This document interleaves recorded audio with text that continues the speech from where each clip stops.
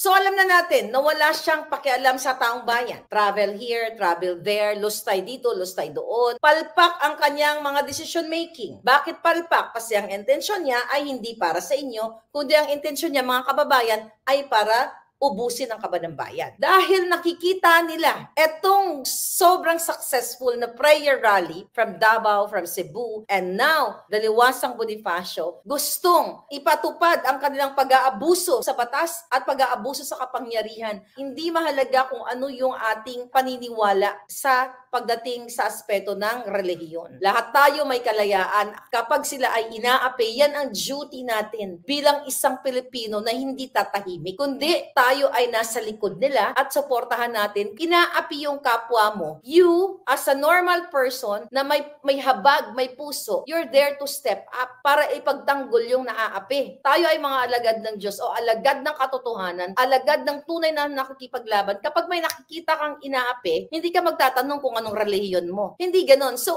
ako bilang isang lumalaban sa kadyutahan ni Lisa Hayop Marcos at ni Coting Jr., kaya hindi ako titigil, paulit-ulit ang mga hinayupak na to, lalo na yung babae niya. Dahil sobrang successful yung nangyayari ngayon sa Liwasang Bonifacio, mga palangga, ito pang kahayupan nila. Akalain nyo, pinalitan yung mga ordinary security guards. Nakarating sa atin, this is from Malacanang Puting Ahas natin, na pinag-inutos ng mga buwakan ng inang tanggalan ng trabaho ang mga security guards. Yung regular, not the PSD, yung mga ordinary doon, at pinalitan nila kasi natataranta si Lisa dahil sa rallying ito, baka lumusob kayo doon. Okay? Okay lang naman magmarcha kayo. So pinalitan po nila, tinanggalan nila ng trabaho. Kita mong kadyutahan ng mga ito. Bakit siya natatakot? Bakit sila kinakabahan kung wala silang ginagawang kasalanan? Di ba? Kung wala kang kasalanan, bakit ka matatakot? Eh di harapin ninyo. Di ba? Harapin. Sabi ko nga harapin yung taong bayan ni Marcos Jr. Pero hindi hinaharap. Sa halip, anong ginagawa nila? Di ba? Sabi ko nga, naglalabas ng propaganda. Naglalabas ng what? Pagnanakot. Pananakot, pangsusupil, pangkikitil, pagka-cancel, lahat na lang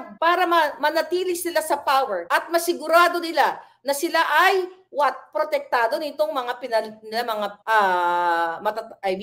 may mga rango or matataas na army or police. Sabi ko nga, yung mga yan, nandiyan lang sila para magtrabaho. Pero nakikita nila ang kamalian. Okay? Kahit napalitan mo pa Lisa Ahas, kahit ipalit mo pa yung, I think it's not right na para murahin natin yung pumalit. Okay? Ito mga buwakan, ito si Lisa at saka si Kuting talaga, dapat ang kamura-mura dito palangga. So dahil nga natataranta sila na baka hindi na matapos ni Marcos Jr. o baka hindi na nga siya umabot ng June 30, kaya nag-change na sila ng mga security guards kasi baka magkaroon na nga tayo ng change of guard. You know? Change of guard, change of leadership. Yun talaga ang kanilang kinababahala.